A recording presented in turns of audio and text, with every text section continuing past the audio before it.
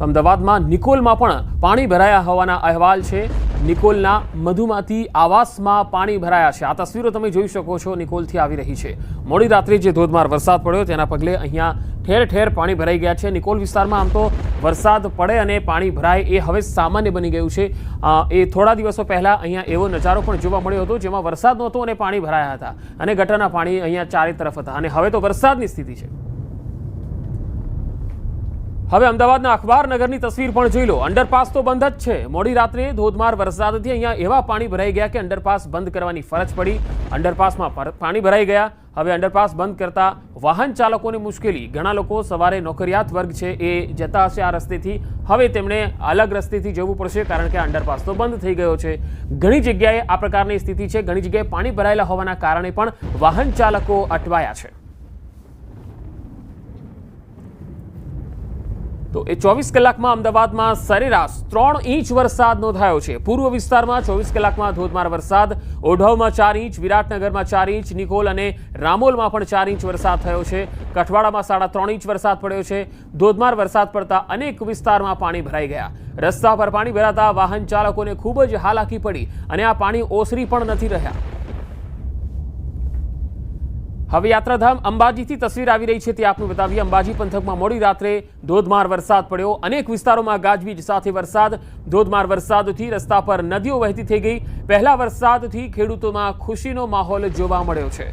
બે અલગ અલગ તસવીરો આપને બતાવી રહ્યા છે। અંબાજીમાં ધોધમાર વરસાદથી ખેડૂત વર્ગ હરખાયો છે।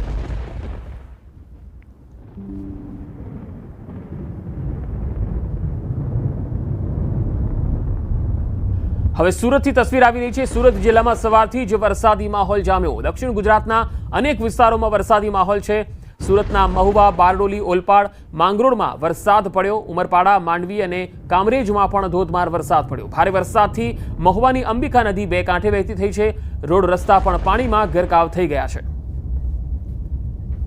તો સુરતમાંથી પસાર થતી અંબિકા નદીમાં નવા નીરની આવક થઈ છે। નવા નીર સાથે નદી બે કાંઠે વહેતી થઈ ગઈ। મહુવાનો ઐતિહાસિક મધર ઇન્ડિયા ડેમ છલકાઈ ગયો છે। ચાલુ સિઝનમાં પહેલીવાર મધર ડેમ છલકાઈ ગયો છે। આ ડેમ છલકાવાના નયનરમ્ય દ્રશ્યો પણ જોવા મળ્યા છે। મધર ઇન્ડિયા ડેમ વિસ્તારના લોકો માટે આશીર્વાદ સમાન છે। ખેડૂતો, પશુપાલકો, મહત્તમ લોકો મધર ઇન્ડિયા ડેમ પર નિર્ભર રહે છે।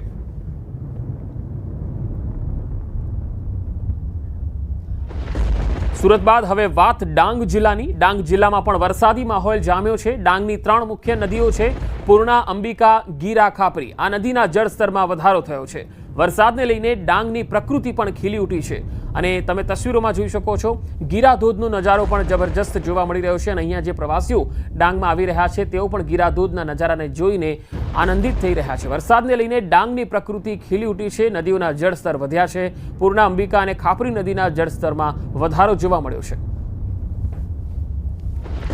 વરસાદને લઈને ડાંગની પ્રકૃતિ ખીલી ઉઠી છે। ડાંગના તમામ તાલુકાઓમાં ગઈકાલથી ધોધમાર વરસાદ પડ્યો છે। તેના પગલે નદીઓના જળસ્તરમાં વધારો થયો છે અને જે ગીરા ધોધનો નજારો જે ડાંગમાં સૌથી વધારે જોવા માટે સહેલાણીઓ આવતા હોય છે તેનો પણ નજારો જોવાલાયક છે।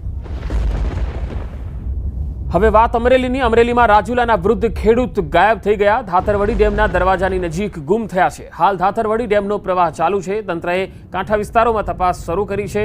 પાણીના પ્રવાહમાં તણાયા હોવાની આશંકા સેવાઈ રહી છે। રાજુલાના આ વૃદ્ધ છે જેઓ ગુમ થઈ ગયા છે। તંત્રની ટીમોએ કિનારાના વિસ્તારોમાં સર્ચ શરૂ કર્યું છે। જોકે રાજુલાના આ વૃદ્ધ ખેડૂત છે એ કેવી રીતે ગુમ થયા તે તપાસનો વિષય છે। ધાતરવડી ડેમના દરવાજાની નજીકથી ગુમ થયા છે એટલે આશંકા એવી છે કે પાણીનો પ્રવાહ ચાલુ હોવાના કારણે ક્યાંક તેમાં તણાઈ ગયા હોય અથવા તો ક્યાંક તેમાં ગુમ ન થઈ ગયા હોય, એટલે એની તપાસ ચાલી રહી છે। પાણીના જે કિનારાના જે વિસ્તારો છે ત્યાં તપાસ કરવામાં આવી રહી છે। કદાચ પાણીના પ્રવાહમાં તેઓ તણાઈ તો નથી ગયા એવી આશંકા સેવાઈ રહી છે। હવે છોટાઉદેપુરથી તસવીર આવી રહી છે તે આપ જોઈ શકો છો।